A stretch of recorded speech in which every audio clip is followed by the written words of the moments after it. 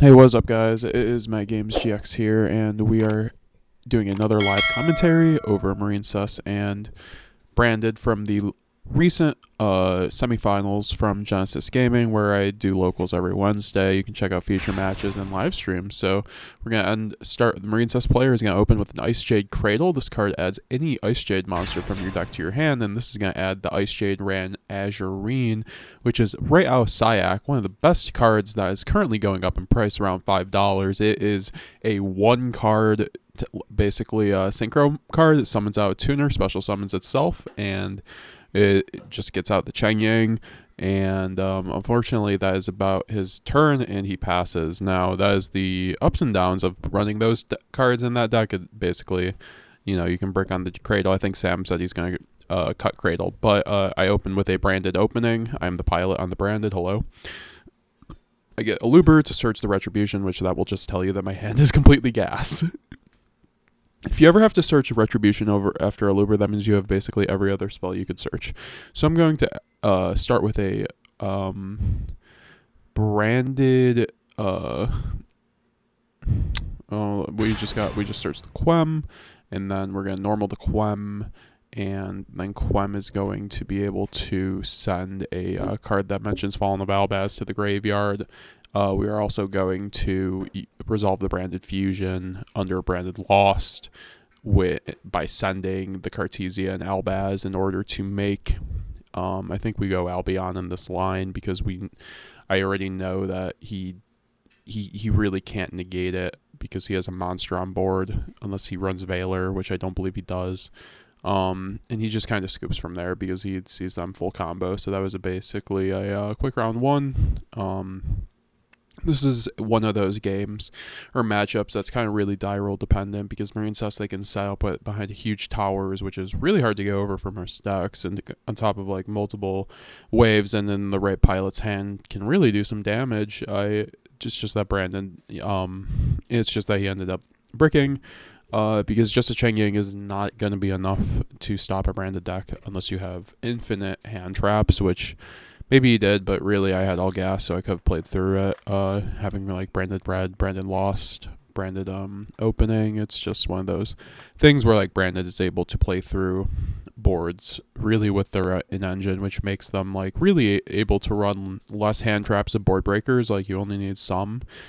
Because the deck already is a very good going second deck.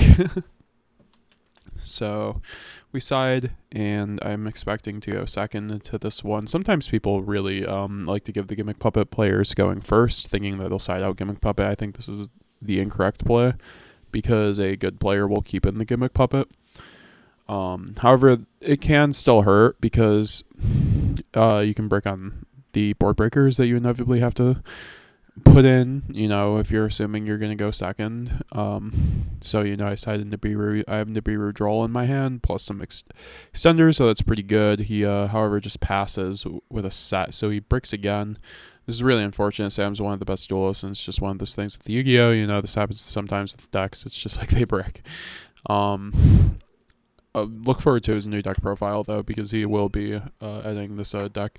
I do normal the Quem, and there is the Imperm. I didn't have really that much gas in my hand, so I just attack for 1500 and pass it over because I don't really have too much to do, and he then uses the Signet Mining, which is one of or really any Signet deck's best cards because it gets something in the graveyard, it searches anything, obviously. He searches the blue Tang and then goes for a Triple Tactics Talents, which is one of the best cards in the game. And Marincess uses this very well, obviously, in here. And he basically just is able to rip through my hand and take out the Nibiru, which would stop his combo right here. I do have the draw, but the draw is not going to do too much. So he goes into Coral Anemone, which is basically Marincess's Sprite Elf. You get to spec one from graveyard and it floats, and you can really just like loop that like a toad almost by attaching materials. And then he misses on the mill, unfortunately, and this leaves him with a option to link off into Marbled Rock, which is a way to recur a Marincess card from your graveyard, any card, and so he takes Blue Angel. He's still deciding, but I think Blue Angel ends up being the play.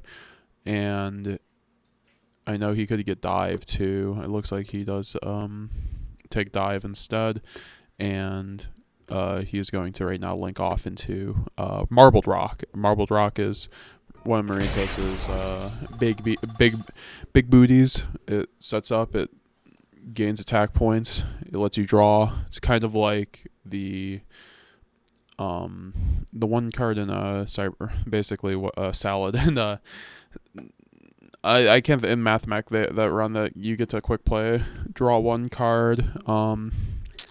So I'm gonna normal the Aluber and hope that I can actually play through this. I do have the red to target the Cartesia, however he has the Crow, and that basically stops that idea. Crow is really devastating to this deck on top of Bestials, and then I pass from there, and then he just has more gas. He's going to go for another sign up mining, and I just scoop because I know he's just going to be able to full combo me from here.